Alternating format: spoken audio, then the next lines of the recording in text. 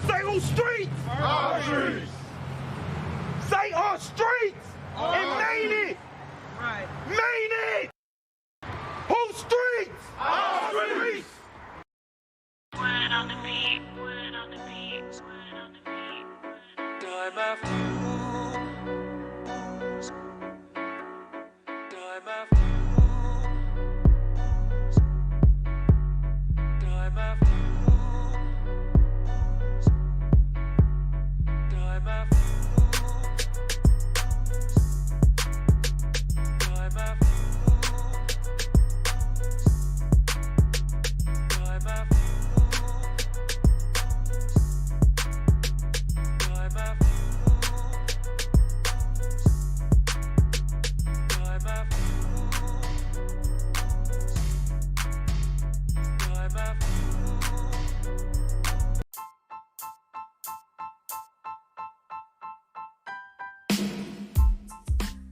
What up, what up? It's your boy Bazz, and you tuned in to another episode of Ends Podcast. In this episode, man, we're going to be talking about how I won my first house, going through the bidding process, using the Detroit land bank, and just overcoming just that overwhelming experience. And you feel me, with just my outlook, moving forward. You feel me, and just what was that process like. As y'all know, man, I speak a lot about, investing, you feel me, generational wealth, you feel me, educating yourself, you feel me, taking your, making the most out of your current circumstance, you feel me, ends, eating the streets, making the most of your current circumstance. So in the midst of doing that, I just want to bring to y'all attention, we've been hearing y'all, like I've been hearing y'all, a lot of people say like, you need to start like an investment group, or something of that nature where you talk about, you feel me, and allow people to, learn about how you went about investing and how you invest in things of that nature. So, and, at the end of the episode, you have a couple links in the description. One will be to a Facebook group, which is free. Then another one will be like to a, just sign up, subscribe for free. And then we had a paid subscription where, we talk as a group. Y'all get real inside depth look at, basically like the things that I invested into and things of that nature. You feel me? Y'all get to see like how I used the investments that was made from the paid subscription. So the paid subscription, all the money from that ain't going, as it ain't going back straight into my pockets or anything like that. That money's actually going into investing and then showing y'all what I did with the money, so that y'all get to see real time. But y'all helping me be able to have some funds to play around with. That's what the whole paid subscription is about. You feel me? And be able to invest that money and then document it so that I can give it back to you. It's really just so, basically like just an exchange. And it's an investment too. You feel me? Like I'm just gonna be just giving back the knowledge. Just taking what y'all give and just give back the knowledge. But this episode isn't about none of that. This episode was about coming up on my first property, and I ain't gonna lie to you, the shit was a little overwhelming. Not overwhelming like in a sense like, oh shit, but in a sense of I ain't like it was like just an overwhelming aspect of I ain't know what the fuck I was getting myself into. I didn't know what the fuck I was doing. In the heat of the moment, but I knew I was doing something, and I knew that I'm on this path, so I'm gonna stick with it, and I got a lot to learn from it. So the path that I'm talking about, I chose to buy a house off the Detroit land bank. As some people see as advertised, they say you can buy a house for $1,000. They're not lying to you, but the process is this right here. So I took a own it now house from off the Detroit land bank. The first house that I bidded on, I did not actually get. The process, I did not even know, and this was the process. So when somebody first buy a house or go get a house, right, off the website, they probably like, oh man, I'm about to just go get a house for $1,000. They put down that $1,000. That listing goes live for 3 days, allowing the public to also place a bid on that same house, and all y'all numbers are being held private. You feel me? So you don't know how much this person is putting up. They don't know how much you putting up. So it's all a guessing game. And I feel like they do that to try to entice you to try to bid a little bit more higher than what you initially was required to put down, which was that $1,000. So long story short, man, I came up on this first property. I seen that, you feel me, like it had a couple days left. I'm like, ooh, this one, I was excited. I'm just jumping on it real fast. I don't know what I'm doing.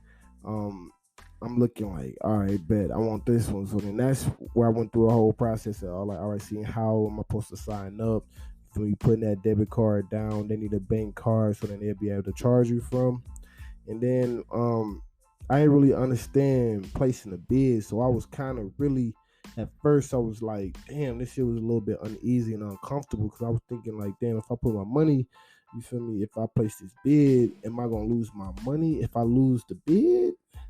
And I'm looking it up. I'm like, no, it don't necessarily work like that. And then I also went through the actual process to see for myself.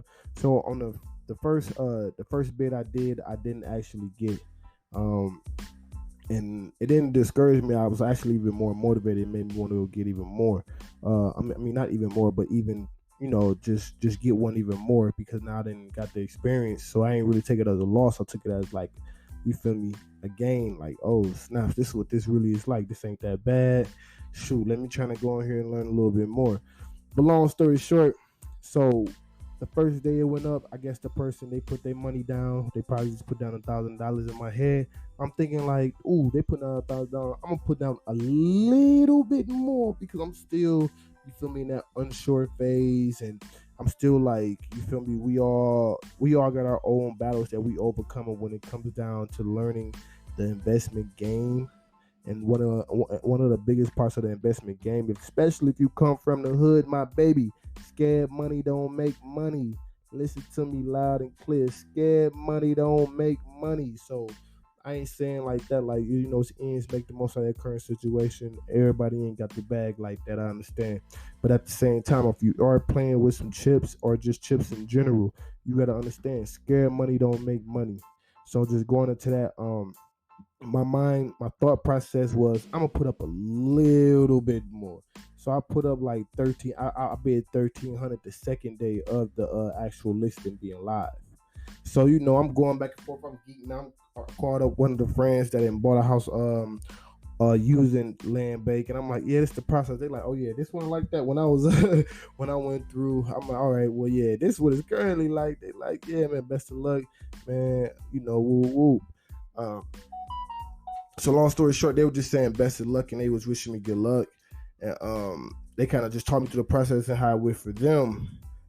And one of the biggest things that really got me was on the third day when it was really time for them to like really make the announcement. I came back like you kind of answer. I came back 2 hours, and then it was like, oh, it was just us two. Then I came back 30 minutes right before.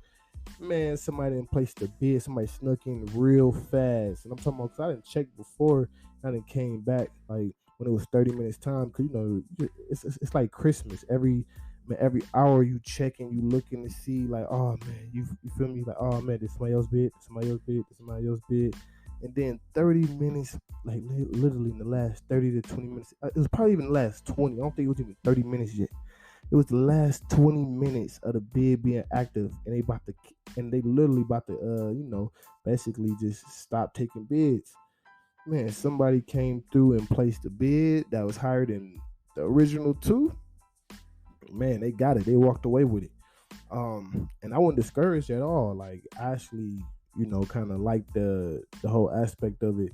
And I realized that I also gained a lot too, because I was licking my chops like, oh, it's a house on the east side. You feel me? Detroit, where I'm from. I'm from the east side of Detroit. Like, damn, opportunity. But I ain't necessarily do the research, and I ain't necessarily go through the proper preparation somebody would take if they were trying to acquire a property. So that whole time after that, now I start looking. I'm energized. I'm looking at properties now, but now my wheels is turning. I'm looking at the opportunity a little different. Now I'm actually weighing the options. I'm like, damn, it's a big ass list. That's why I did not get discouraged when I deal with them big. So I'm like, it's a big ass list. One of these motherfuckers I can get. Somebody gonna be asleep on one of these. Just so that was like one of my biggest. That was one of my biggest. That was one of my biggest concerns and one of my biggest hurdles. Honestly, was just really just that initial part, being comfortable with the whole investment. So I had looked at it from a standpoint of, man, all right, well, this is where I went wrong at. You feel me? Like I didn't necessarily even assess the property. I didn't look into the property and what the property had to offer. So now I'm seeing that it's all these other houses on there. I'm looking at them. I'm weighing the options, and I'm seeing, all right. And now I'm understanding, like, damn. So when you actually go get one, the minimum you could put down is $1,000. And I'm like, damn, that's probably what the first bid gonna possibly be. It's probably a good chance that's somewhere around that mark. And if you're the second person like me, you feel me? Like me, my whole thought process, my mindset was, I'm gonna just try to put a little bit more. A scary investor in a sense. You feel me? Not thinking in the sense of, scared money don't make money. Just more so thinking like I'm still a little bit unsure on what this process really is. So I'm gonna only put up a little bit more. So I knew that them thought processes was out there. So I was like, yeah, so I got a good opportunity to try to come up on one. So I started going through a different process. I was looking up addresses and looking up different areas, how far it was from this area, how far it was from individuals I knew. And then I also started going into looking at the actual properties, like how much damage. Oh, this one got a big ass hole in the roof. This one, you could tell off back, it needs new flooring, or like, just certain things like, oh, this one got fire damage. This one got certain type of damage to it. Oh, this one got foundation issues. You can see the foundation bulging in the basement, or, all type of stuff like that, which you could tell off back. Them things gonna cost you tens of thousands of dollars. You feel me? New roofing, you feel me? Foundation fixing, you feel me? Things of that nature, fire damage, all that stuff costs. And then I started going into like the whole location of it. You feel me? Like me being from the city, I understand that shit. Location is the thing too. You want to understand where you're moving into, what's going on in that area and things of that nature. So when I got them things down, I was able to give the address on the locations, you feel me, to a family member. They was able to, because they work on houses, they was able to look at it and without going into the property and thing like that, because they're gonna let you know that that's illegal and things of that nature, because they technically still own it. He was able to tell me, like, yeah, our back, this is what I can see. You feel me? The roofing is a little old, but you ain't got no holes or nothing like that. The shingles, you feel me? Shingles or nothing like that ain't falling off. It's probably about to reach that mark though, because it haven't really been maintained. You gotta get new gutters, because the gutters ain't.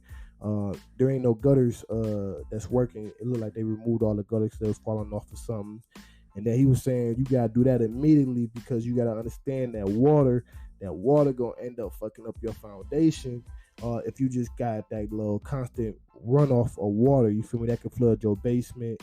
And you might want to go, just go check that out too. Make sure that foundation is straight. Then he was like, just new porch, new siding. You already know off the top you're gonna need new windows. You feel me? Painting is gonna be one big thing. Why? Because back in the day, a lot of houses had used lead-based paint, and now moving forward, they got to test for that, and you got to also make sure that you feel me, just ain't no lead in the house. You feel me? Just like your basic things like brand new walls, side walls, drywalling and stuff like that. And you feel me? A couple new appliances as far as like toilets and sinks and things of that nature, which all things I planned on and assume that I'm gonna have to change anyway, especially when you're talking about fixing up a property, anything like that. No matter if it's flip or just to live in, you want to make sure that it's up to par, and that you got some nice quality, like nice quality things up in there that can work. And you feel me? Also, it saves you money. Putting there, energy efficient windows, brand new windows, things of that nature, and just making sure the house is also up to code. But long story short, you feel me? So the next day I go in, you feel me? I go in, not the next day, but yeah. So the next day, basically, I just go in with a whole different mindset. You feel me? I ended up coming across this property that was right next to my auntie old house, and I was familiar with the area. I done played over there as a kid. I got cousins that stay over there and all type of stuff. So I then came across the property, and it was funny because I came across it at the right time, and I'm looking over, I'm going back and forth.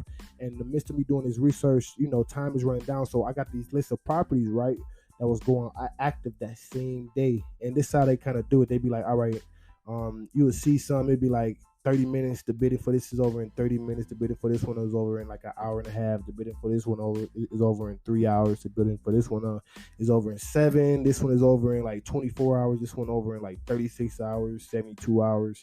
You feel me? But it's none. I don't think none of them are over 72 hours, but they all like less than that. It'd be like, this many hours left to bid on it, or this many minutes.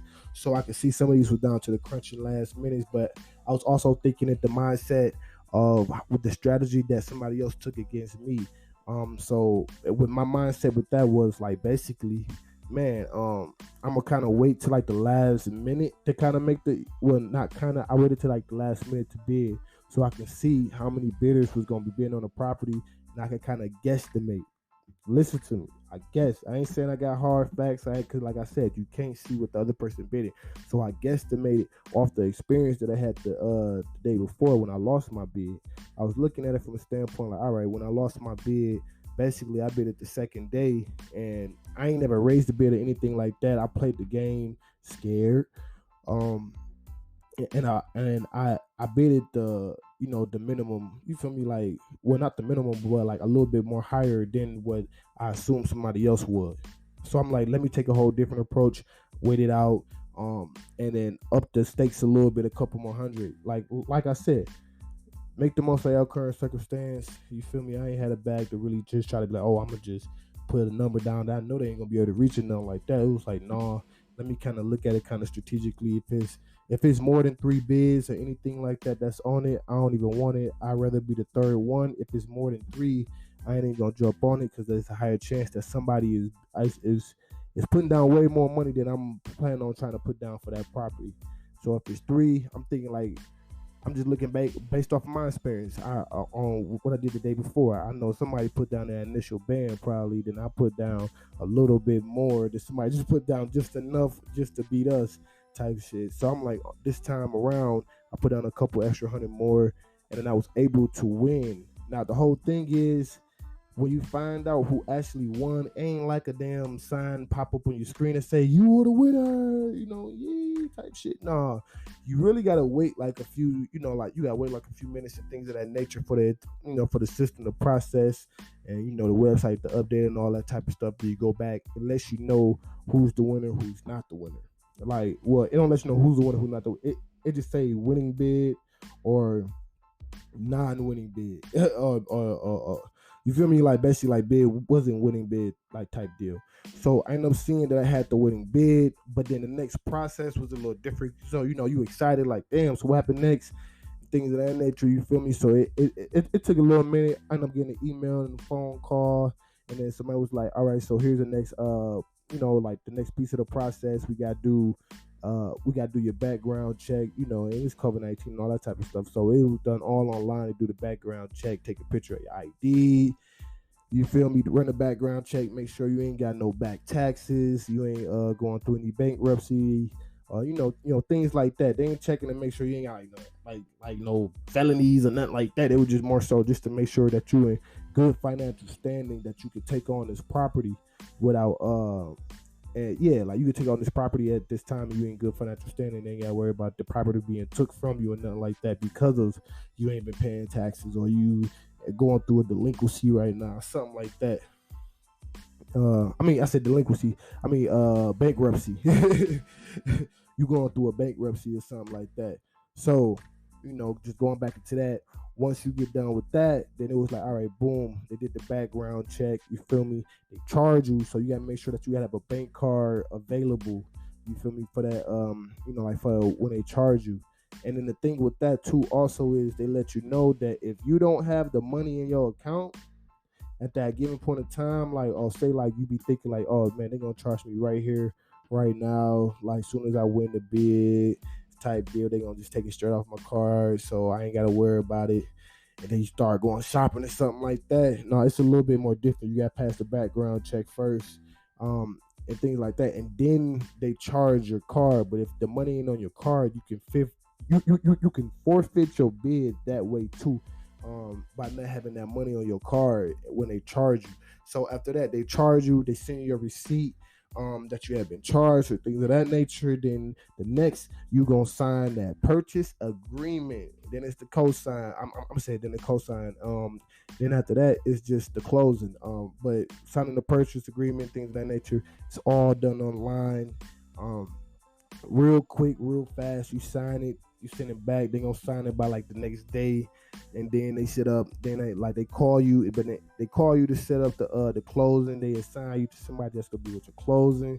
You feel me? Then after that, it's like it's sort of like a smooth process. Y'all schedule like the closing date, to pay like the title and stuff like that. They give you like the deed. You gotta pay the taxes.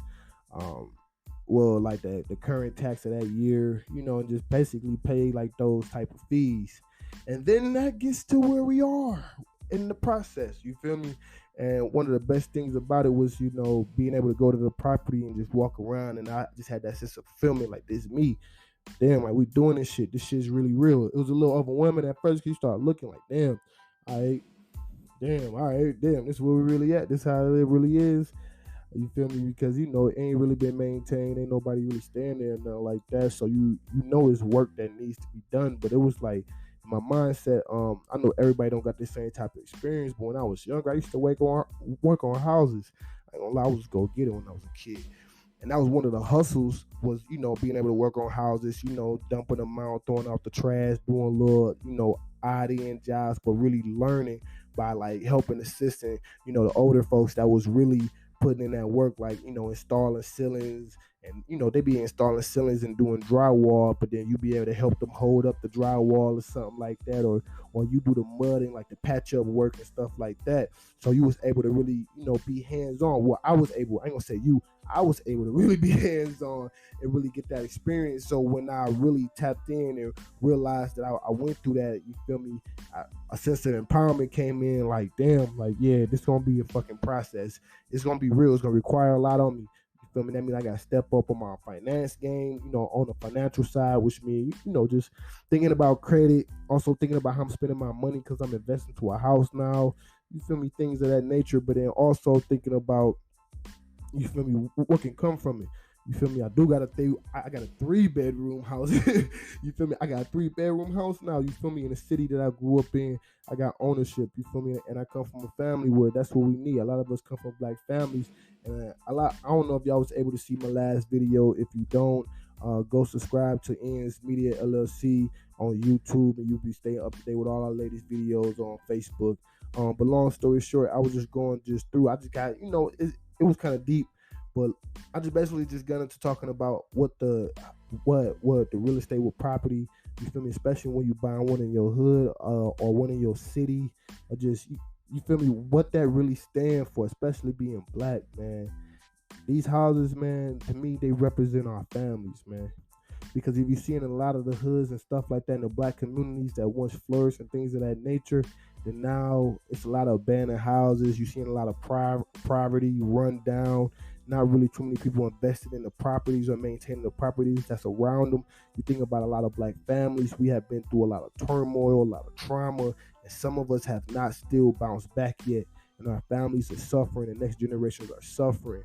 But we are still a family, so that foundation is still there. You still got individuals bearing that last name or bearing those connections with one another, or still building like a family-like connection. But there isn't no solid structure. There is no all-in investment into the long haul and seeing that this one, that impact that a family can have in the community. But that's the same thing. You start thinking about a house in the community. That house represents that. The house represents, you feel me, when you see a beautiful house, somebody stays there, somebody's invested to it. And it also is a representation of the community, what the community produces. You feel me? So it's like the same thing in my eyes. The house represents the family because it houses the family. You feel me? Then the family on the inside it also represents, you feel me, the investment. You feel me? You can tell a family that's really invested to their house. You feel me? And you can see it. on the outside, and that also is a representation of the community. All piggybacks off of each other. That's why it was, it was kind of deep to me too. And I'm like, damn, I'm familiar with the area. Yeah, you feel me? I didn't walked around there as a kid. I didn't played on them grounds. You feel me? My family didn't stayed over. I got cousins that stay over there. You feel me?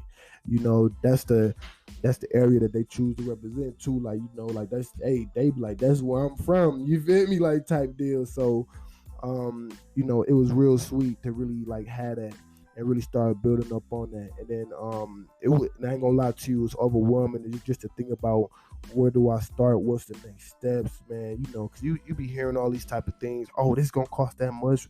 Roofs cost $10,000. Windows cost $10,000. If you want to do this, you want to add that, it's gonna cost this much.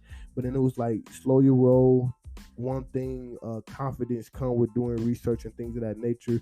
Man, I was able to see that there is other options out there. I just gotta go through the process, and that'd be a little bit overwhelming, but it's all part of the process. And some of those processes I'm talking about, there's rehab application, like there's rehab programs, there's rehab loans, there's rehab grants. You feel me? There's money out there to help you. There's investors out there that help you fix up your house.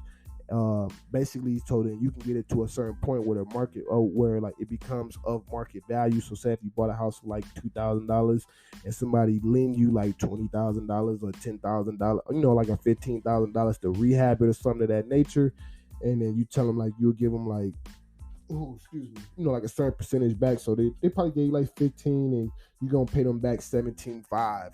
Long story short.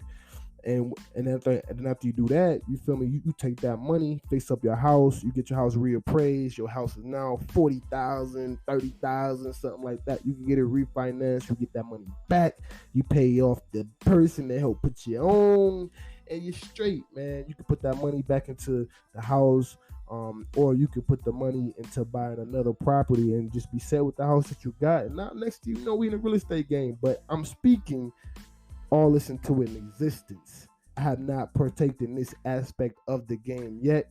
I'm still starting out, and this is what it's all about. We keeping up to date with the journey. We in this shit together, and that's why we call it Insta Family. So I repeat, I have not passed that aspect yet. I'm still in that part about figuring out, you feel me, planning this out, the whole process of how I'm about to get this house back to looking like how it did when it was first built. You feel me? How I'm going to get it back to, making memories again, you feel me? And, just figuring out how much it's going to cost me. But I know that those options are out there after doing some research. You feel me? I know that those options are out there. So I'm going to keep y'all up to date with everything I got going on with that. And like I said, y'all need to go join the Ends Investment Group.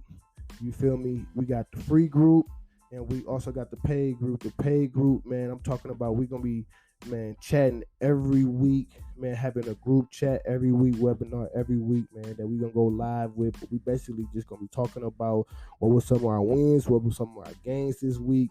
I'm gonna shed light on what new investments I made, the reasons why, and we could just have conversation, create dialogue, and then we can keep it open to the public too. You feel me? So that they can learn from what we learning from our experiences, but we doing it together. So like I said, there's a free group where it's gonna be like the Facebook group. You feel me? Which to help you network, connect with other like-minded individuals, and then we're gonna also then on top of that, there's gonna be like an email list and things of that nature. So whenever we drop in new jewels, as far as like, man, new buys and new investments and new conversations that we be having, you stay up to date with all that. And then there's also a paid group where we'll also be, we'll be doing call-ins, and then the money that's coming from the paid subscription. Now, I don't want y'all to be thinking like, oh, dog, he trying to make it come up. No, the paid subscription ain't number like $3. Like it's gonna be in tiers to $3. You feel me? To $50 to $150. And the only reason why I'm doing it like that is because the money that I'm taking from that, I'm gonna be reinvesting. I'm gonna be documenting the whole process. You feel me? So basically, I'm just gonna take that. I'm gonna take what's given to me and try to multiply it. And what I mean by multiply is go learn something, take it, invest it, learn it, so I can bring it back and give it to multiple people so that they can go do the same thing and it can grow 10 times more.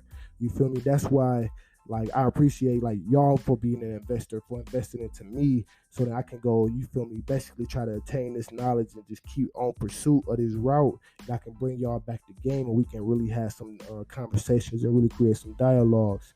And that's what I mean by that. You feel me? I'm gonna show hands on, and then also, you feel me, we can use a Patreon. So shout out to Patreon. Basically, so you'll be able to, like, I'm saying you gonna get like the paid ones, like paid members. I ain't trying to knock the free ones, because we gonna get this game away for free anyway too.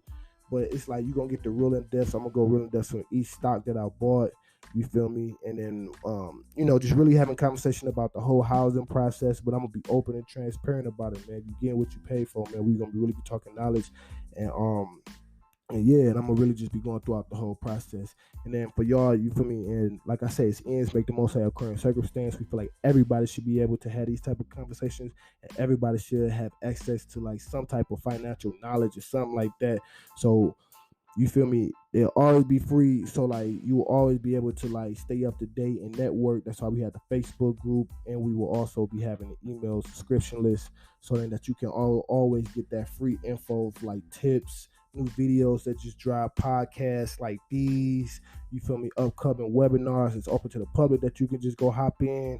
It's just that, you feel me, when that paid subscription, they got first dibs, and they gonna get like like a little bit more. They're gonna get private information, and they're gonna be hands-on. We're gonna be having these talks, and then we're gonna also like I said, in the third tier, we'll be able to have our own private one-on-one conversation. You feel me? Call in, check in with each other, see what were the big gains this week, what were some of the big losses this week, and kind of just talk throughout our processes one-on-one.